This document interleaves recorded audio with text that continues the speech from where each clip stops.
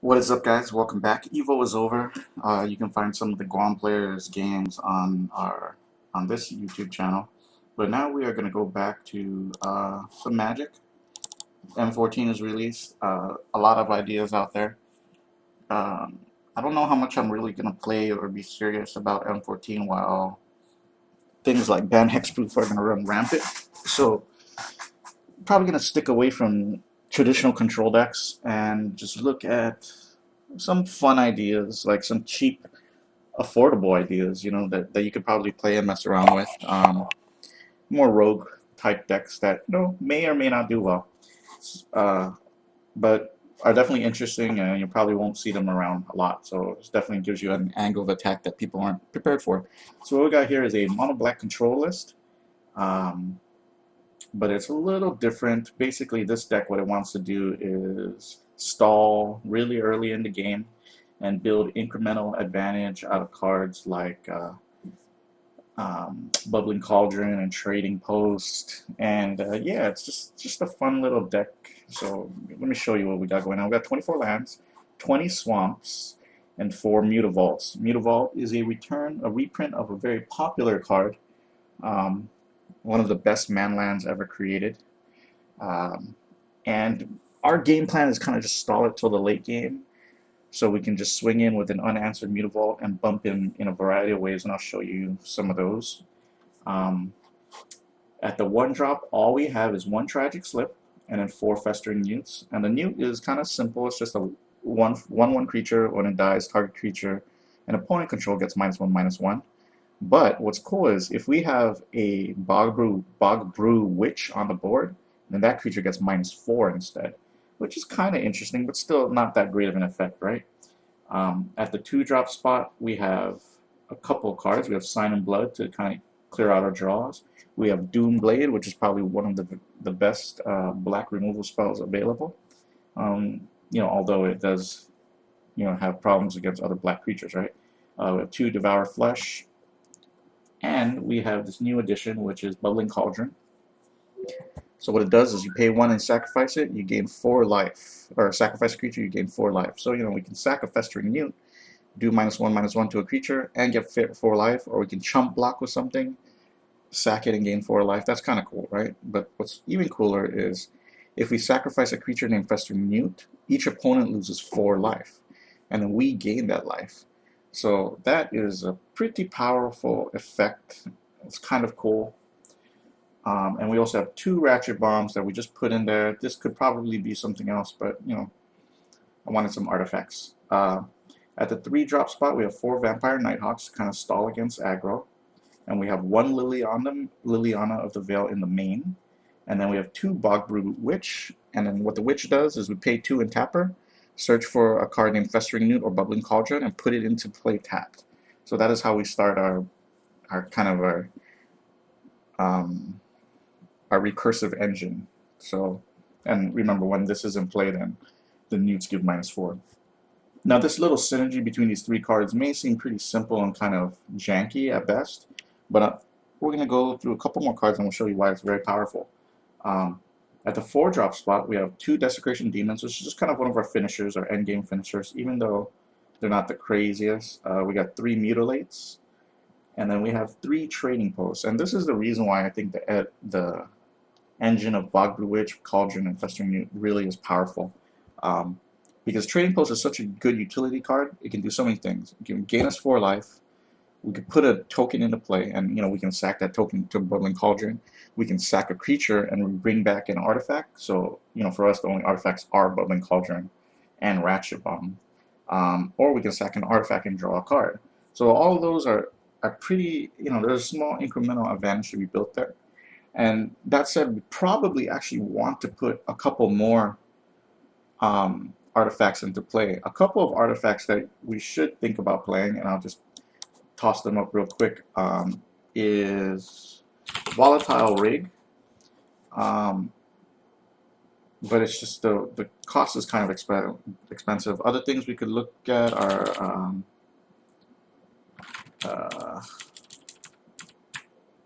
what is the name of the card? The two mana for the fucking artifact. It comes into play, you draw a card, and then when you pay one and tap it, you can produce mana of any color. Those are different options that we could use. Or we could use some small artifact creatures that cantrip, but right now in the format, there just aren't very many good ones. We could use signets, but I'd probably want to stay away from that. But yeah, Ratchet Bomb really, I'm sorry, Trading Post really does gives you a lot of value, but you really like it's hard to believe, but you really have to play a deck to actually see how much value it can get you once it stabilizes. And then at 5 drops, we curve out with Curse of Death's Hold for control and mainboard that, and then 2 Homicidal Seclusions, which is just very a pet fun card. Very uncommon. It's just an uncommon card from Avacyn's Avacyn Restored, and you know, as long as we control exactly one creature, that creature gets +3/+1 and it has lifelink. So that means we can make 3/2 lifelinking goats, or a festering newt could, you know, 4/2 lifelink, or a vampire nighthawk is a 5/3 flyer, or a 5/4 flyer, or a desecration demon gets crazy, or you know, whatever it may be, or even just a Mutavault attacking. And these are just very fun, like fun ideas that are worth trying. And we see how it plays out. For the sideboard, we just have just a bunch of, you know, utility cards. Liliana's Reaver, which will come in against control decks as a finisher. I don't know if it's good. We're going to find out how good it is. 3 Lifebane Zombies, which will come in against a variety of decks, probably every deck we play, and which will be a direct switch for things like Liliana of the Veil, maybe even a copy of Trading Pulse, or yeah, I'm not sure, or even a Mutilate. An Underworld Connections for control, Cremates for Reanimator, or Snapcaster Mage. Another Liliana of the Veil for control, 2 Duresses for control, 2 Appetite for Brains for various mid-range scenarios, and a Mutilate.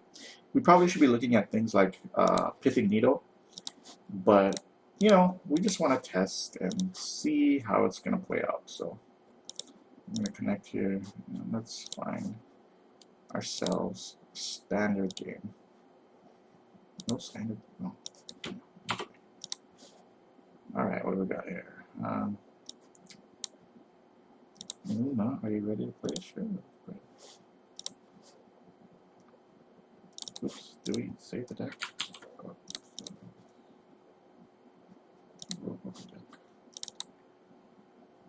Alright, that guy's not here. Okay. Let's see. Oh, here we go. We got a game. We roll some chunky roll. This is keepable. This is very keepable. So we got a turn 1 play. We got a turn 2 play. We got a Mutavault. We got a bunch of lands. We got enough lands to cast a demon. So we're in there. What? Oh, that's a cool symbol.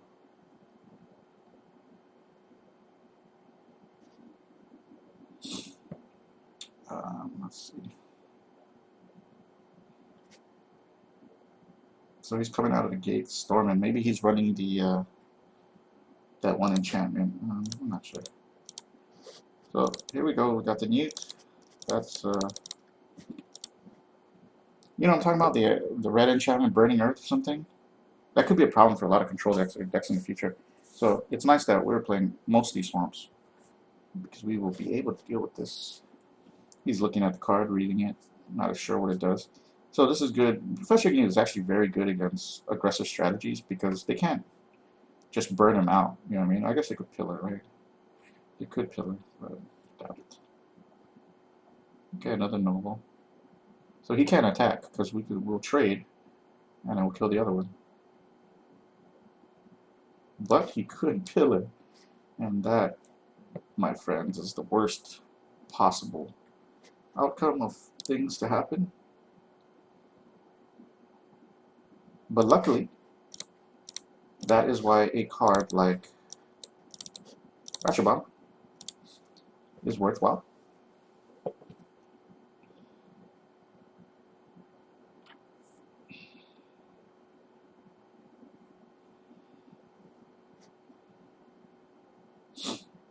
Unless he's playing some main board freaking artifact hit, which would really suck. This makes me makes me want to get another Ratchet Bomb into our deck, but oh well.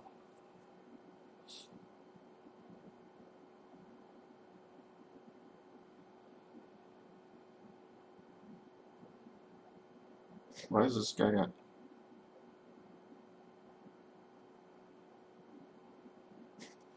Okay, whatever. I'm not sure what our opponent is trying to do here. Play me well. Alright, we're ending.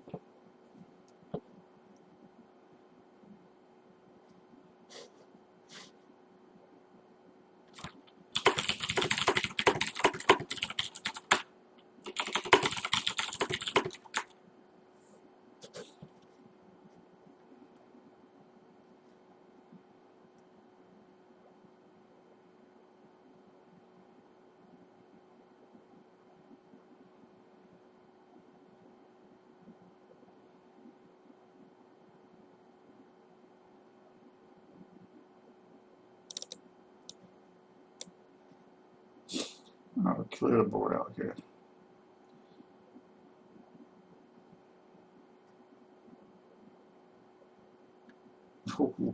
Ogre Battle Driver, that is a fun card. So we have Trading Post, but we're going to wait till we get 5 mana to play Trading Post. If he has Active Treason, we're in fucking a lot of trouble because we're taking 9, we're dead. But probably does not have Active Treason. Because we want Trading Post to come online and be able to pay 1 life and put out a goat. Or at least use one of its abilities, you know. Maybe sack a creature, bring more. Firefish Dragon. Okay, so 7? Is that 7? Alright, we're gonna go to 9.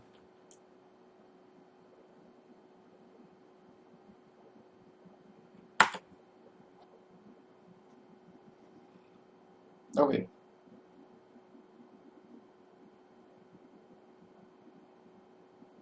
Oh, I could have blocked. Why did I not block?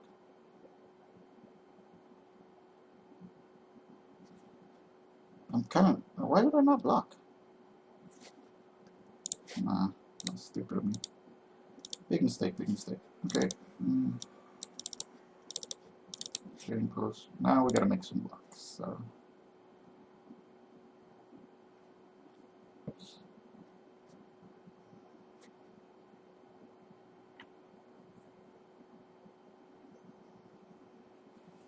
Yeah, that was a big mistake. We could have blocked either of these creatures.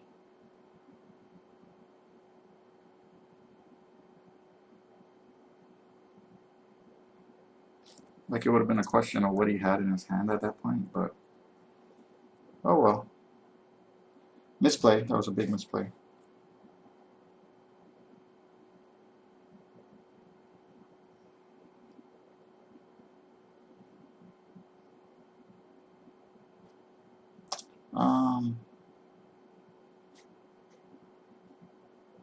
What do we block?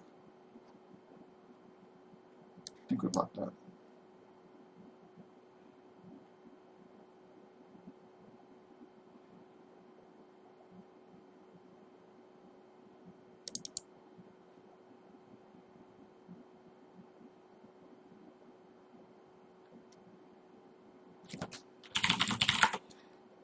Okay, so now we're gonna lose him, so we should sacrifice a creature.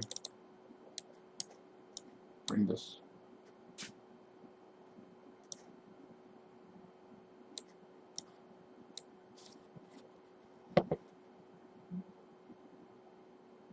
And now, I think we've stabilized.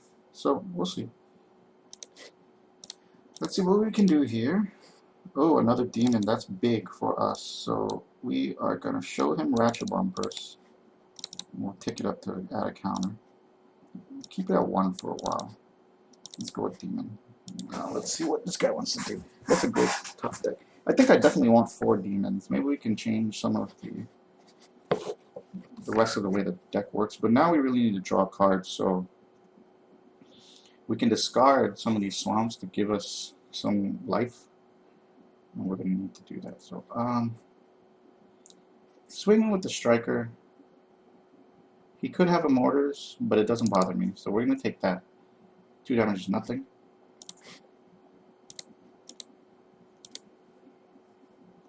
Alright, now we've got some cards to work with. So, start combat. Swing for 6.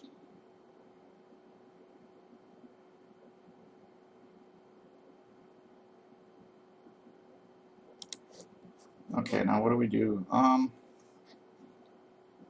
think we're going to use Devour Flesh to kill that guy. We discard a card to gain 4 life. Block him with a goat.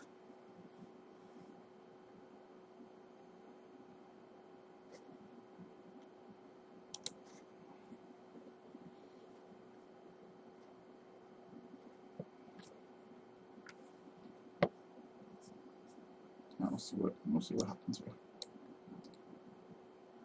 What's it doing?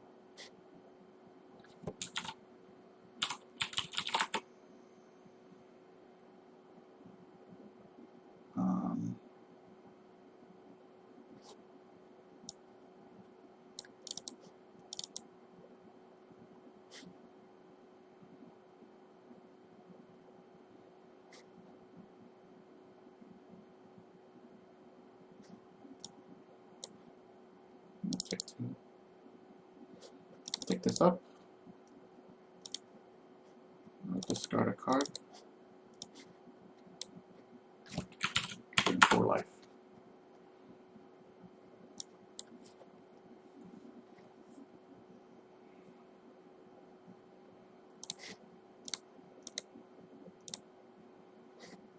Alright, so now we got some things to do. So activate a 2/2 line.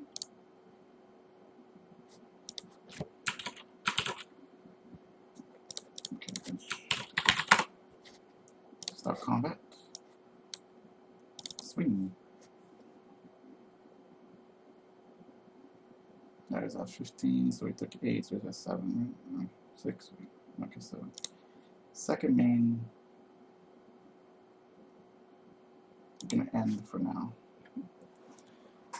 So this 2 damage is nothing because we get incremental value. We can just discard these lands. We're fine taking 2.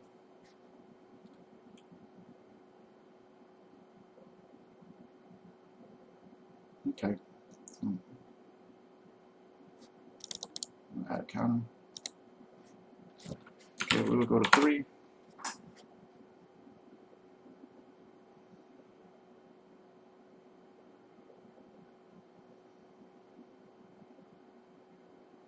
My opponent has that again. That was cool. So the deck actually works pretty well. It was an aggressive deck, and he had a weird build. It wasn't really cool as shit. So, I mean, you tell me what we could do to change the board, guys. Maybe we add another ratchet bomb to the sideboard, and you know, maybe we add more demons. I like the desecration demons. Or, you know, we really didn't get to see a lot of the other things hit the board. Everything else here does not seem that good. I think Appetite for Brains is going to miss more often than not. Curse of Death's Hold should stay. I think we go down with the Bagu Witch. You know, I think we go down with the Sign of Blood. I don't think they have enough speed to compete with what we got.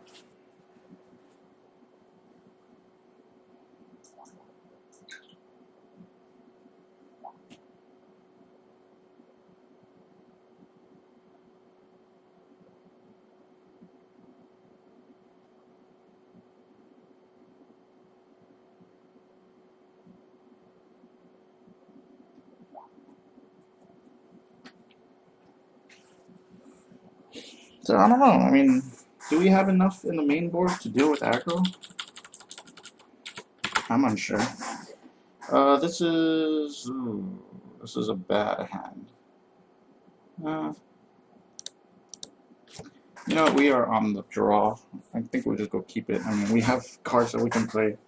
We have enough mana to curve into cool stuff, so Let's hope that we get there. Okay, so we got another mana, but oh well. That is magic, so.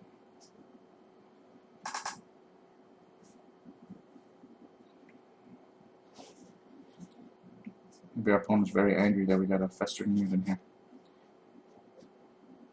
It's very weird, we didn't hit a lot of things I've been hoping to hit. But that's fine. We can play 1-for-1 all day. Wow, that's not good. Drawing into so many lines, but this is cockatrice, you know, this is what happens.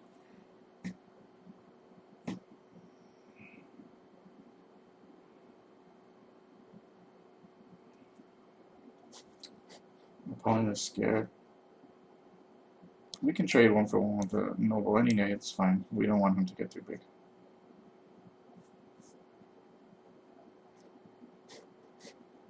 It's fine. I'm not worried about that. We will take 2 this turn, and then we will. Yeah, so I really think I do want a 4th demon or 4 demons. We'll make some changes to the deck. I want to keep the engine, the Cauldron Trading Pulse engine. It is really powerful. Okay, so 2.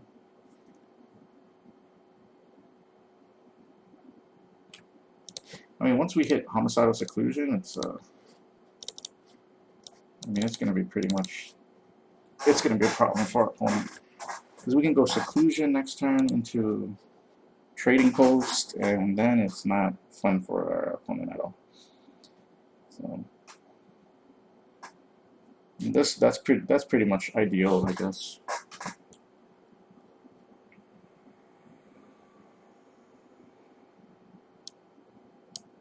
That's fine. We can trade.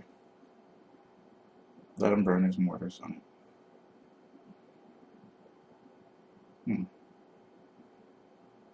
Not sure why he did that. What was he thinking? Why would he do that? What was he thinking? Unsure. But okay, we'll go Homicidal Seclusion. We'll make this guy a 9/7. Start combat, attack. Take 9 and again 9, so we go to, what's that, 27? GG. So our deck running pretty well. You know, our opponent was kind of an idiot. Kind of an idiot. But that was kind of cool. So I guess I'm definitely going to start testing more with it. I do want to make changes. Maybe we move Curse of Death's Hold out of the main board and put it in the side, and then maybe we add 2 more demons. I don't know. Add a Ratchet Bomb to the side. Go down 1 Bubbling Cauldron. I don't know. You let me know. You tell me, viewers at home. You guys tell me what changes we should make, and yeah, let's see if we can't get more mileage out of this deck. Maybe we change the Liliana to a demon or something. You know? Let's see.